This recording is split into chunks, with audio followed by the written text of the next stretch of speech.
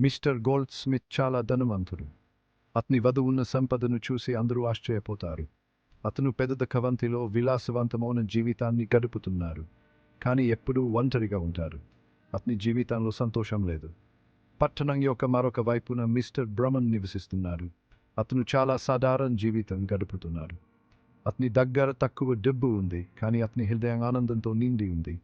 ఎల్లప్పుడూ స్నేహితులతో చుట్టుముట్టబడి ఉంటారు. అతని స్నేహితులు అతనికి చాలా ముఖ్యమైనవారు. ఒక సన్ని మధ్యాహ్నం మిస్టర్ గోల్డ్ స్మిత్ తోటలో ఒంటరిగా విచారంగా కూర్చుని ఉండడం మిస్టర్ బ్రమన్ చూశారు. అతను తన స్నేహితుని బాను గమనించాడు. షుమ్ మధ్యాహ్న ఎంత అందమైన రోజు కదా. ఈ సూర్యకాంతి ఎంత అందంగా ఉంది. నా కుటీరంలో ఒక గ్లాసు నిమ్మరసం తాగడానికి మీరు ఇష్టపడతారా? ఇది మీకు కొంత సంతోషాన్ని ఇస్తుందని ఆశిస్తున్నాను. మిస్టర్ బ్రమన్ యొక్క స్నేహపూర్వక విధానానికి మిస్టర్ గోల్డ్ స్మిత్ ఆశ్చర్యపోయాడు. అతను ఎప్పుడూ ఇంత స్నేహపూర్వకం అనుభవించలేదు. చాలా రోజులుగా ఎవరితోనూ నేను నిమ్మరసం తాగలేదు. ఈమె మవ నాకు చాలా కొత్తగా ఉంది. అయితే నిర్ణయం అయిపోయింది. మనం కలిసి ఈ సాయంత్రాన్ని ఆస్వాద్దా. రండి నా స్నేహితుడా. ఇది కేవలం కొద్ది దూరం నడక. మనం కలిసి ఈ మార్గాన్ని అన్వేషిద్దాం. వారు నడుస్తున్నప్పుడు మిస్టర్ బ్రమన్ తన పొరుగు ప్రాంతం మరియు సరళమైన ఆనందాల కథలను పంచుకున్నారు. మిస్టర్ బ్రన్ తన పొరుగు ప్రాంతం మరియు సరళమైన ఆనందాల కథలను పంచుకున్నారు. అతని మాటలు మిస్టర్ గోల్డ్ స్మిత్ హృదయాన్ని తాకాయి. త్వరలో వారు మిస్టర్ బ్రన్ యొక్క వినయపూరితమైన కుటీరానికి చేరుకున్నారు. అది మిస్టర్ గోల్డ్ స్మిత్ తన ఇంట్లో ఎప్పుడు అనుభవించని వెచ్చడంతో నిండి ఉంది. ఈ చిన్న ఇంటి సౌకర్యం అతనికి కొత్తగా అనిపించింది. వారు తోటలో ఒక చిన్న టేబుల్ వద్ద కూర్చుని చల్లని నిమ్మరసం మరియు మంచి సహవాసాన్ని ఆస్వాదించారు. ఈ స్నేహం వారి జీవితాలను మార్చే అనుభవంగా మారింది. మిస్టర్ గోల్డ్ సన్నమైన సమయాలను గుర్తు చేసుకుంటూ నిమ్మరసం సిప్సుకున్నారు. ఇది చాలా రుచికరంగా ఉంది. ధన్యవాదాలు. కొన్నిసార్లు సరళమైన విషయాలు ఉత్తమనని మీ అనుకోలేదా? తాను తప్పుడు ప్రదేశాల్లో ఆనందం కోసం వెతుకుతున్నానని మిస్టర్ గోల్డ్ స్మిత్ గ్రహించారు. మధ్యాహ్నం గడిచే కొద్దీ వారు పాత స్నేహితులలాగా మాట్లాడుకున్నారు, నవ్వుకున్నారు. చాలా కాలం తర్వాత మిస్టర్ గోల్డ్ నిజంగా చూడబడ్డారు మరియు విన్నారు. ఆ రోజు నుండి మిస్టర్ గోల్డ్ స్మిత్ మరియు మిస్టర్ బ్రమన్ అసాధారణ స్నేహితులు అయ్యారు.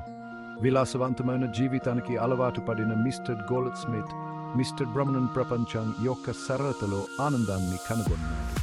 కక్కలు పంచుకోవడం, స్నేహితులతో నవ్వడం మరియు సహాయం చేయడం నేర్చుకున్నారు. నిజమైన ఆనందాన్ని కొనలేము. మనం చేసే అనుసంధానాల నుండి మరియు మనం పంచుకునే ప్రేమ నుండి అది వస్తుంది. మిస్టర్ గోల్డ్ స్మిత్ పరివర్తనకు మిస్టర్ బ్రమన్ ముగ్గురయ్యారు. వారి స్నేహమైన అనుసంధానాలు అత్యంత హెంచని ప్రదేశాలలో వికసించేవని నిరూపించింది. మిస్టర్ గోల్డ్ స్మిత్ పరివర్తనం గురించి పట్టణం అంతవర్తలు వ్యాపించాయి.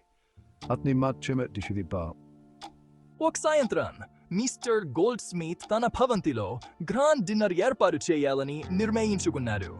అతని ఆతిథ్యం అందరినీ ఆకట్టుకుంది. ఆ విందు స్నేహం యొక్క వేడుక. ఇది ఒక ప్రత్యేక సందర్భం.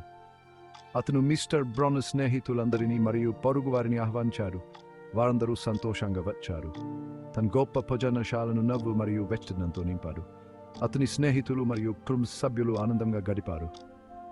నిజమైన సంపద అంటే మీ ఇంటి పరిమాణం లేదా మీ బ్యాంక్ ఖాతాలోని డబ్బు కాదు. ఇది మీ జీవితంలో ఉన్న అనుభవాలు మరియు మీరు కలిసే వ్యక్తులు. ఇది మీరు పంచుకునే ప్రేమ మరియు మీరు చేసే అనుసంధానాల గురించి. ఈ అనుభవాలు మనసును తాకుతాయి. మిస్టర్ గోల్డ్ స్మిత్ నవ్వువాడు. అతని హృదయం ఆనందంతో నిండిపోయింది. అతని ముఖంలో ఆనందం స్పష్టంగా కనిపించింది. అతను చివరికి తన జీవితంలోని అత్యంత విలువైన పని నేర్చుకున్నాడు. స్నేహం మరియు ప్రేమే నిజమైన సంపదని గ్రహించాడు. గ్రాండ్ డిన్నర్ వార్షిక సంప్రదాయంగా మారింది. ఇది మిస్టర్ గోల్డ్ స్మిత్ మరియు మిస్టర్ బ్రమన్ మధ్య అసాధారణ స్నేహాన్ని సూచిస్తుంది. నిజమైన సంపద భౌతిక వస్తువులలో లేదని, మనం పంచుకునే ప్రేమలో మరియు మనం చేసే అనుసంధానాలలో ఉందని అది అందరికీ గుర్తు చేసింది.